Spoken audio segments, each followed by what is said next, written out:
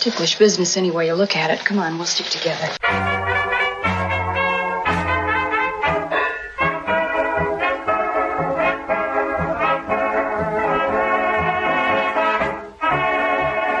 It's Ticklish Business, the podcast devoted to honoring and deconstructing classic cinema. As always, I'm Kristen Lopez. I'm Kimberly Pierce. This episode, we are joined by the always amazing woman of classic film podcastdom that makes me want to be a better podcaster, Ms. Karina Longworth. Karina, how are you? Great. How are you guys? Oh, we're great. We thank you so much for talking with us. I know last time you talked to us, we were all working from home at the beginning of this pandemic, I believe. Time has no meaning these days. Yeah, I think it was for the Polly Platt season, which came out last May, about a year ago. So it's been that long. Yeah. It feels like a million years ago. You have a new season, you must remember this, focused all on the dueling mavens of gossip columns, Hedda Hopper and Louella Parsons, which is amazing. I know you've talked before about only wanting to do a season of the show when something inspires you. What inspired you to want to tell their story? It's definitely not the same thing as something like Polly Platt, where it's like, here's this person who I've always admired and wanted to find out about because there isn't very much information about them. With Louella and Hedda, I don't feel like there's a need to sort of champion them. If anything, it's more of a need to deconstruct them and explain how they became so powerful and how their power was insidious. The real impetus to do this season was just that I needed to get a better understanding for myself as to how they were different from one another and how to differentiate these two really powerful forces in 20th century Hollywood, who I don't think I'm the only person who could sometimes mix them up or would forget which is the one that took down Charlie Chaplin and which is the one that tried to get Citizen Kane banned. I just needed to have a better understanding of them and their work myself. What I was struck by in the early episodes, the deconstruction that you start, because you're very clear about what they've done that's insidious, but then at the same time, you do such an effective job juggling these two are single mothers. Look at what these two women did as women at this time. What challenges did you find in the research process building that deconstruction? Well, I don't think it's really a research challenge. It's more about just trying to be fair. I do think that both of them were, to some extent, evil. They certainly face challenges that are worth talking about. And I think we have a tendency to veer too far on the side of just calling any woman who does anything good or independently a girl boss, or celebrating female accomplishments just because they're women and they accomplished something that is or was unusual for women. And so I don't want to do that. I don't want to just blindly elevate them for overcoming challenges, but I do want to be honest about what the challenges were. I know you've talked too about this season also moving away from Hollywood and being about the discussion about American journalism and the use of the newspaper at the time. And most classic film fans know Hedda and Louella as these most feared women who could destroy careers with just a word. For you, was that what you were finding, or how did you want to look at the grander notion of journalism within their power in their era? Well, both of them only had the power because they had platforms, right? And so in both of their cases, they were syndicated. Their power came from the breadth of syndication. The fact that they appeared in hundreds of national newspapers and at some points thousands worldwide.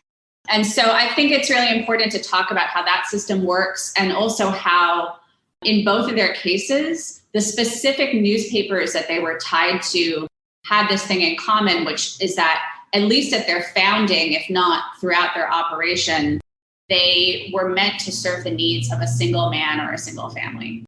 And so in Louella's case, she worked for William Randolph Hearst. And in Hedda's case, her home paper was the Los Angeles Times, which was under the control of the Chandler family.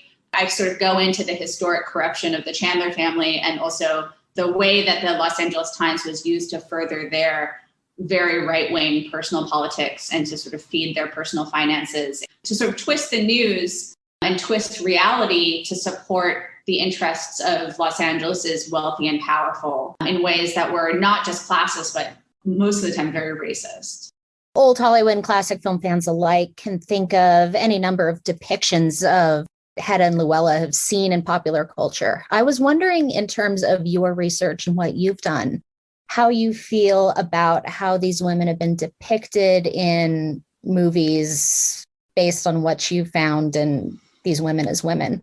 Well, I think that's part of the problem that I was trying to combat. I didn't go back and watch any of those things while I was making this series because I didn't want to be influenced by that. But I think one of the problems as to why even somebody like me who knows a lot about this stuff would confuse Louella and Hedda with one another is because of the fact that the depictions of both of them have just been as like these flamboyant older women who were a thorn in Hollywood's side.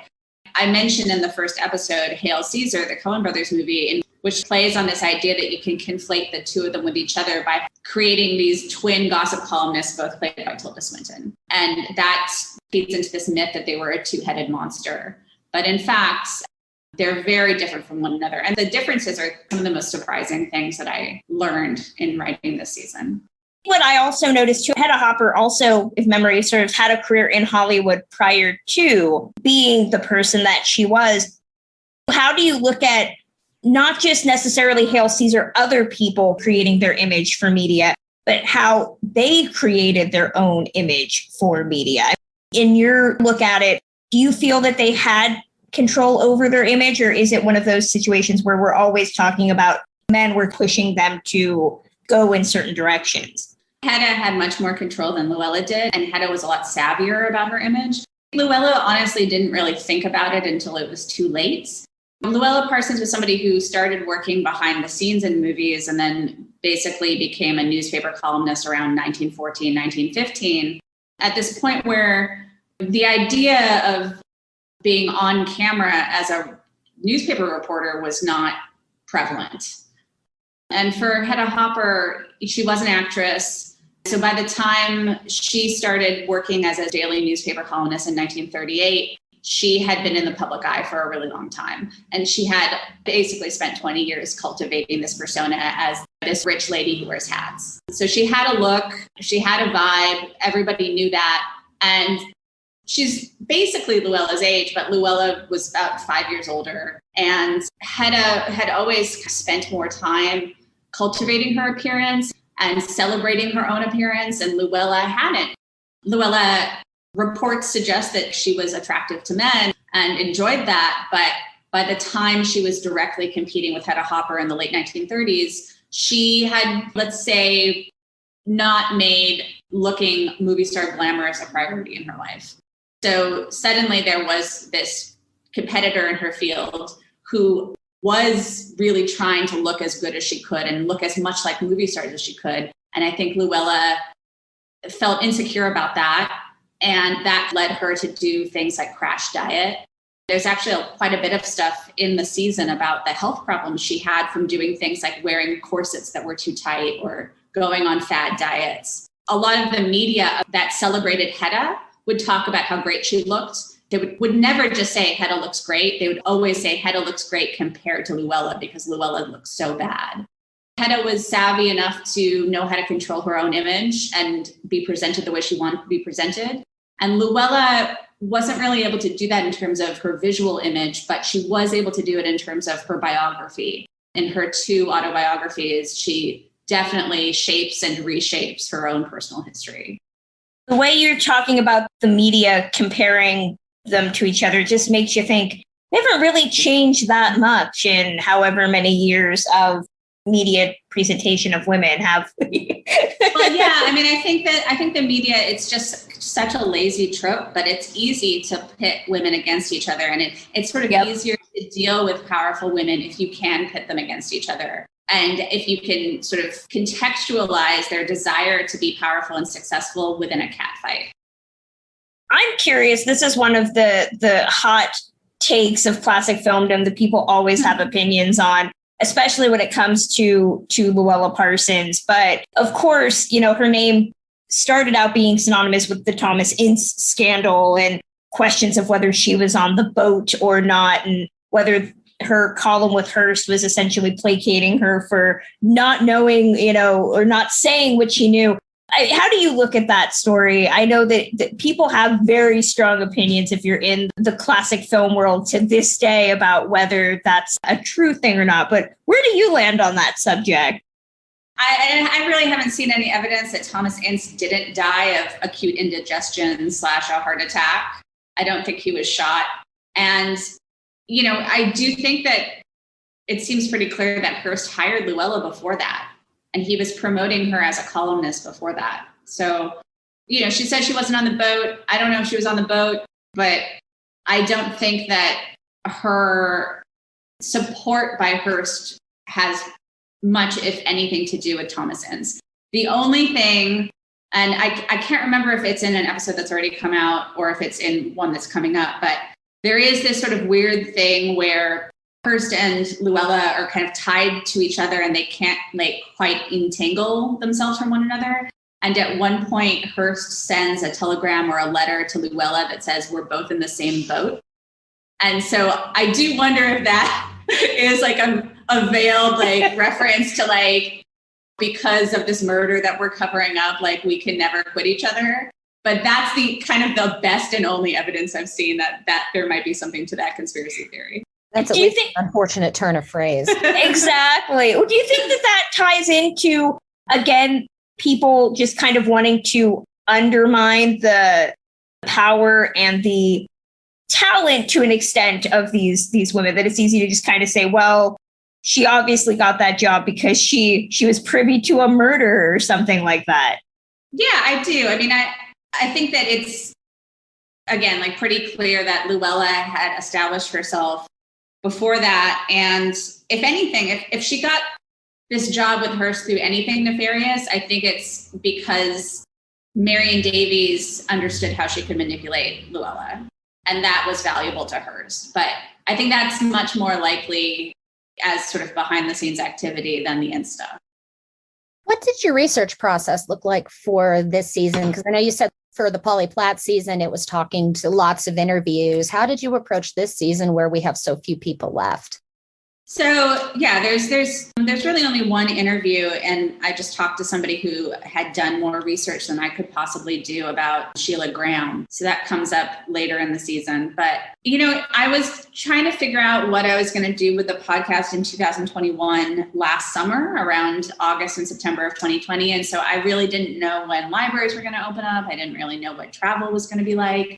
And so I decided that what I had to do for 2021 was just pick topics that I felt reasonably sure I could research at home by buying books on the internet, using resources like newspapers.com. So that was one reason why I thought that Louella and Hedda would be a good season to do, because first of all, there's a lot of available resources about them. Yeah, all their columns are available. And then there's also this other layer to the season, which is about the history of newspapers and the history of American journalism and tabloid journalism. And there's a lot of resources about that. So yeah, I mean, this season is just based quite a bit on books and newspaper and magazine articles that are available on the internet. I know that we've talked on the podcast about classic film, especially last year, being kind of a salve of comfort and happiness in a world that had been increasingly turned upside down. And I know I'd had friends who said that having You Must Remember This acted similarly to them in terms of providing. I was going to say, I mean, is that weird for you to hear that during a pandemic, your podcast had such an impact? And how do you look at the power just of this time period to create comfort and that loving sense of nostalgia in the year that was 2020? It's really nice to hear that people, would feel that way about the podcast. It was very tricky releasing the Polly Platt season last May. It didn't feel like the focus of the culture was on anything that had anything to do with that season, not just because of the pandemic, but because of sort of the growing awareness of racial tension And and also I think that we have kind of an increasing conversation about class in this country. And because of the increasing conversations about class and race, I think conversations about gender and sexuality have kind of taken a maybe third and fourth tier to that. And so, Polly's story is ultimately the story of an overlooked woman and the story of misogyny in Hollywood. And so I felt like, is this really the right time to be releasing this? Well, it's too late because with my podcast, it's like once you set a date, you set it for release, you set it months in advance because there's only a certain number of episodes per year. And so you have to kind of set the ads way in advance. So yeah, it didn't feel like it was the best time to release it. And I think that what ended up happening was that because I didn't make new episodes for a full year, over the course of the year, people found it. And so the response to it has been, ultimately really satisfying and really positive. In terms of just, looking at the past during difficult times, I think people have always done that. I mean, you can think even about periods in American culture where there have been traumatic events like wars. People tend to afterwards look towards more traditional fashions or revert to more conservative politics. So I think that makes sense. And I mean, I know for me, I used the many, many, many, many nights at home to kind of watch a lot of things that I had never seen before. And for me, it wasn't so much the 1930s, 40s, 50s. It was more movies from the 80s and 90s that I had never seen before. That felt more comforting to me. When you also got to be on The Simpsons last year, too. I mean, we don't get a lot of people on the podcast that have been on The Simpsons. So I feel like I have to ask about, was that odd to be, now you're ubiquitous with this, with one of the longest running animated shows in history. Yeah, that was a huge surprise. They didn't tell me that was going to happen or anything. And I honestly, I wouldn't have known unless one of the people who worked on the show, he tweeted about it and he added me in the tweet. So yeah, that's how I found out. And yeah, it's absolutely an honor. And also it's funny to be in that specific situation. Like if people haven't seen it, there's a scene on a Simpsons episode where they go to a podcaster's bar.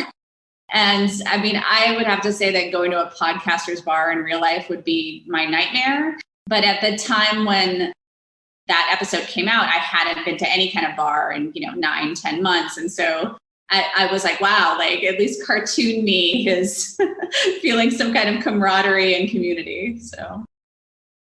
Going back to, you said you were watching a lot of, movies from the 80s and 90s. Is there a movie, I mean, any era, any time period that you think of, it doesn't get the love it deserves, you feel is overshadowed and you wish more people would take a look at? Oh, wow. I don't think I could answer that off the cuff. There's so many things. Yeah, I don't know. Well, to go off of that, I know that, one of the first books I read when I moved to Los Angeles was your book about Howard Hughes, ironically enough. And I know that was a big endeavor for you to actually transition into working on that. Is there a desire to go back to doing another book at some point, or is that still a ways? Well, that wasn't my first book, but I tried to do Polly Platt as a book before I did it as a podcast season, and my agent was very negative about it. And then after I did it as a podcast season, I fired that agent and tried to get a new book agent. But at that point, the feeling was like, well, you should have done this as a book instead of a podcast season, but now you've done it as a podcast season, you can't do it as a book. I still don't have a book agent. I kind of go back and forth. I mean, I feel like right now I have a couple of ideas and I would be interested in writing a book, but if I was to do it, I would just quit doing the podcast while I was doing it. And so that's the thing that nobody wants, because nobody wants to buy a book from somebody who doesn't have a media profile. And I feel like in order to write a book, what I'd want to do is just go off the internet for a year and write the book. So it's sort of this catch-22. And I feel very disconnected from the literary world living in Los Angeles. And so I just don't know that I'm really primed for success in that world.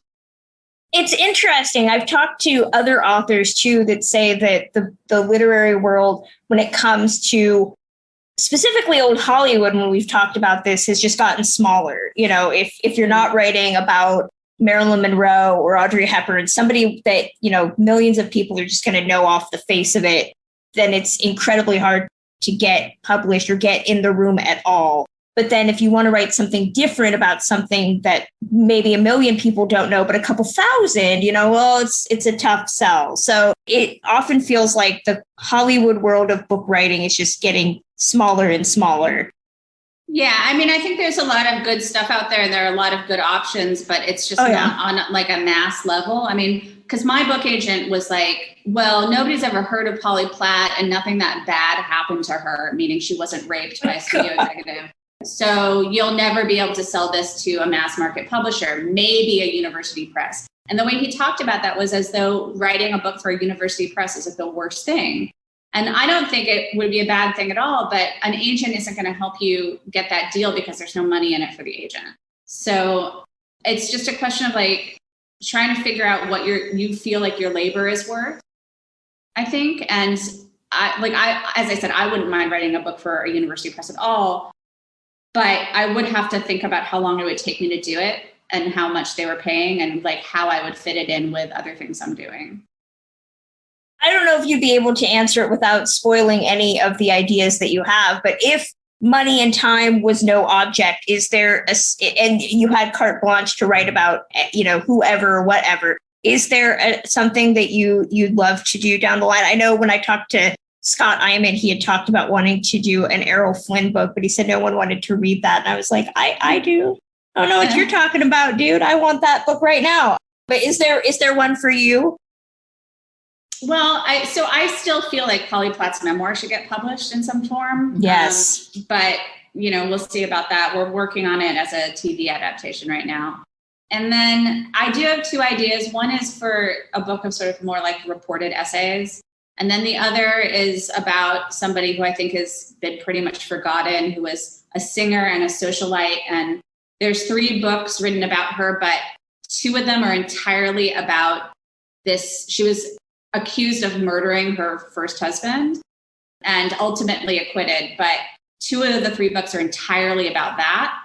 And what's interesting to me is that that happened when she was in her late 20s and she lived another, I think, 45 years. And over the course of the next 45 years, she had like a strange, like quasi-sexual relationship with Montgomery Clift. And she like inspired Paul and Jane Bowles. And she was white, but she sort of developed this career singing like African-American folk songs in the 1950s. And so I just think there's a lot to say about her, but I don't know if there are enough resources to convince someone that there's a reason to write a new biography. I'd be all for you writing about Libby Holman. Just do it. I need, again, much like I told Scott Iman, I need that book tomorrow. Mm-hmm. So I would be the first person to read that. Well, I mean, if Scott Iman can't sell a book about Errol Flynn, I don't think I have any shot selling any book at all. But I'm always surprised when I see like when movie books do make the bestseller list and what they are, like this new book about Midnight Cowboy. Oh, yeah. I want to read that, maybe we all have a chance. Exactly. I know Scott had said, Errol Flynn and Joan Crawford. And I was like, I need those now, because why do we not have those? Yeah. Well, I mean, I would say with Joan Crawford, the market's pretty saturated. There's a lot of good books about her. Mm-hmm. Yeah. The reason to do one about Errol Flynn is because so much of the writing about him is disputed. And, I think there's a need for a definitive biography. Okay, well, I'm emailing Scott after this and telling him that he gets your endorsement, that he needs to do it now. He needs to do it. Right. I still haven't had time to read his Cary Grant book, but it's great. It's really good. That was one of my pandemic reads. So I'm curious if money's no option, you had your way, going back through the research. Is there a season, if you must remember this, that you would, if you could and had the sponsorship and everything came together, that you would tackle a second season on, that you would love to extend and do more with? Oh, wow. I feel like my seasons are pretty comprehensive. Yeah, I don't think so. I think there's so much, in terms of the show also, I think not necessarily defining concepts, but really already extending them. I know everybody cites Manson and the Jane Fonda season. So, it's amazing to kind of build off of that already when there's so much out there. The amount of research that I know goes into your shows just boggles my mind. That's the dream one day, that we'll have the ability to have a team of researchers help us do our show, because I'm always remembering stuff after we record. Yeah. I don't have a team of researchers. I have people who can do things for me, like scan a document or transcribe an interview. But see, I would love that. We always joke on the show about, I need somebody that can edit exactly the way I'm thinking without me having to tell them. And then I would feel like I just want to be telepathically connected to somebody. Yeah. That would be nice. Right? Exactly.